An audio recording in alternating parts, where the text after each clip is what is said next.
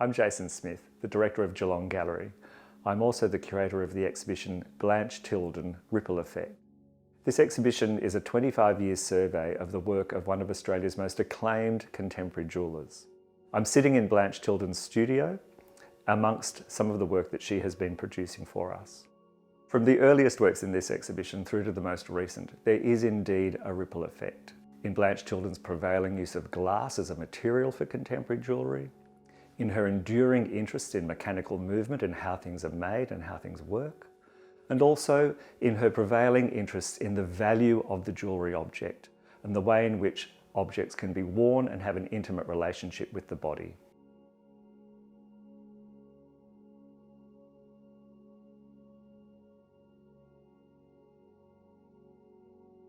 I've made that piece, Long Conveyor, as the signature or the central piece of my first solo show at Gallery Whanake in 1997. And it was made to run the whole length of the gallery space. And it was completely made by hand, so each part was cut by hand and it was all riveted together by hand.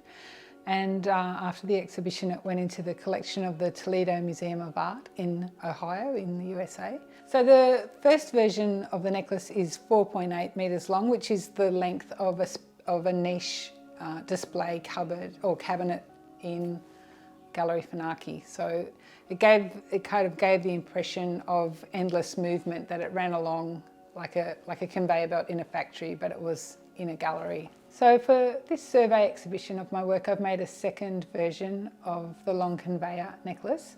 And so it's longer, so it's 5 metres long. And it also, as time has passed and industry has evolved, it has digital processes as well as hand-making processes. So it uses water jet cutting to cut the titanium parts. And I also have commissioned a special riveting tool to speed up the process of riveting each of the units together. So as technology has evolved over the last 25 years, I've incorporated that into making this piece. So let me break down the component parts for you. So each component has been either completely handmade by me or a combination of digital fabrication, and then I've hand finished the parts. So the Long Conveyor is made of 3 materials. It's made of borosilicate glass, which originally comes from Corning in New York. And then it's made with titanium, which is a kind of a 20th century material really developed for the space industry. And then a traditional jewellery material, which is sterling silver. So it incorporates industrial and traditional jewellery materials. So when I make these parts for Long Conveyor, I first of all cut them on a diamond saw. So it's a cut on a blade that runs with water that has diamonds impregnated into the blade, and that lets you cut glass. And then I have to file the edges or smooth the edges. So I use another diamond impregnated wheel to smooth the glass. And then I take that glass, once it's all been cleaned and measured and it's all ready to go, I take it across, and then I use a technique of flame working or lamp working, and I change the hole size in the glass from the wide size of the tube, and I roll it over and make a narrower hole. And so I'm kind of making a little cylinder, almost like a little jar shape.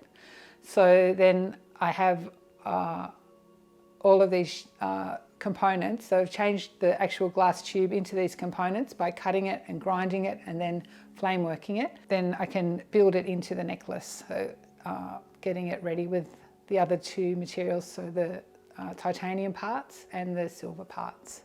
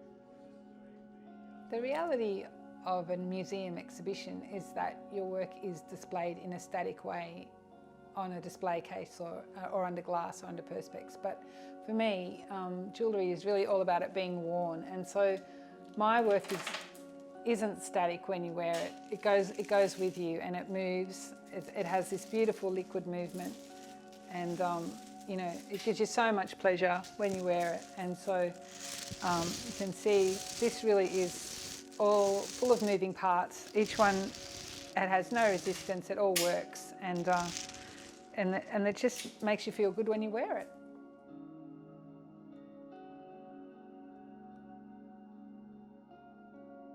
Ripple Effect is a series of 7 necklaces that are laid out as an installation. So each necklace can be worn, but it's also considered in the display that it's laid out in 7 concentric circles. And so circles they're a basic form of a geometric shape. They're also like a universal symbol. And really, when you think of a necklace or a ring, that's sort of an object that's encircling your body. It's going around your neck or around your finger. So circularity and circular form has been a constant through all of my practice.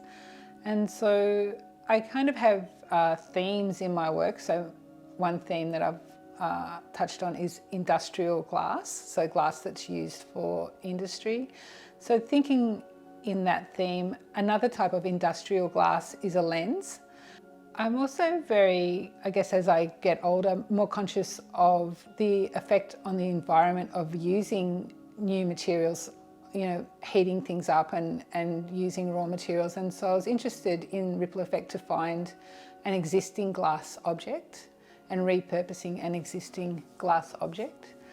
And so in earlier work, I've repurposed bicycle chains and other objects. And so continuing that theme of reusing or recycling or finding a new value in objects, imbuing objects with more value, different value. The lens was a very powerful object to use.